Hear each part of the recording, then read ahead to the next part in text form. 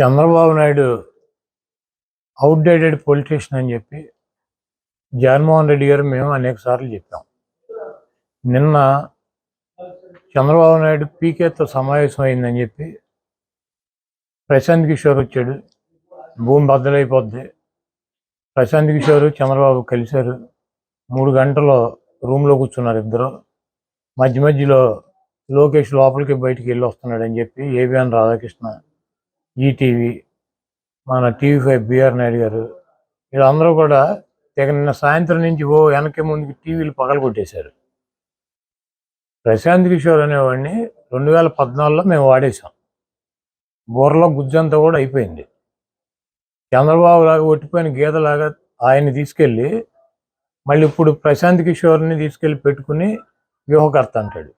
మేము వ్యూహకర్తగా పెట్టుకున్నప్పుడేమో ఆడేవాడు బీహార్ నుంచి వచ్చాడంటే తమ్ముళ్ళు అన్న ఏం పీకుతాడు, మనకన్నా గొప్ప వాళ్ళు ఎవడని ఈ ప్రపంచంలో ఉన్నారో తమ్ముళ్ళు అని చెప్పి ప్రశాంత్ కిషోర్ గురించి మాట్లాడాడు. ఇదే రాధాకృష్ణ, ఇదే రామోజీరావు, ఇదే బిఆర్ నాయుడు ఏం చెప్పారు? చంద్రబాబు నాయుడు బాబాయిని చంపటానికి ప్రశాంత్ కిషోర్ ప్లాన్ చేసి ప్రజలను రెచ్చగొట్టి గెలిచాడు. కోడికత్తితో జగన్మోహన్ రెడ్డి గారు పొడిపించుకున్నాడు. వీటన్నిటికి కూడా ప్రశాంత్ కిషోరే ఉన్నాడు అన్నాడు.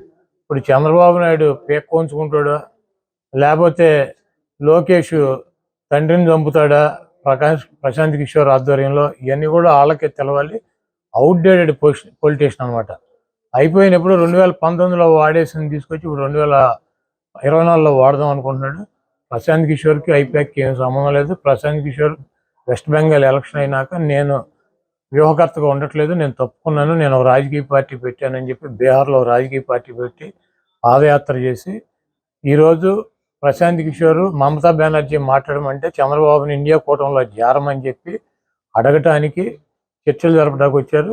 చంద్రబాబు నాయుడు ఒక పక్కన పవన్ కళ్యాణ్ని పెట్టి ఒక పీకేని పెట్టి బీజేపీతో చర్చలు జరుపుతున్నాడు.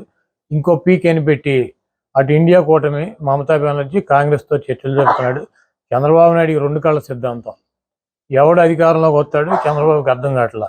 కేంద్రంలో బీజేపీ వస్తుందా కాంగ్రెస్ వస్తుందా ఎవడొస్తాడు అన్నది కన్ఫ్యూజన్లో ఉన్నాడు. కాబట్టి వీళ్ళు కాకపోతే వాళ్ళు కాకపోతే వీళ్ళు పీకేలను పెట్టుకున్నాడు. ఒక పీకేనేమో బీజేపీతో మాట్లాడుతూ ఉంటాడు, ఇంకో పీకేనేమో కాంగ్రెస్ ఇండియా కూటమితో మాట్లాడుతూ ఉంటాడు. ఇవన్నీ కూడా ప్రజలు గమనిస్తున్నారు. చంద్రబాబు నాయుడు ఏ పీకేని పెట్టుకున్నా జగన్మోహన్ రెడ్డికి ఇంటికి కూడా పీకేది ఏమి ఉండదు.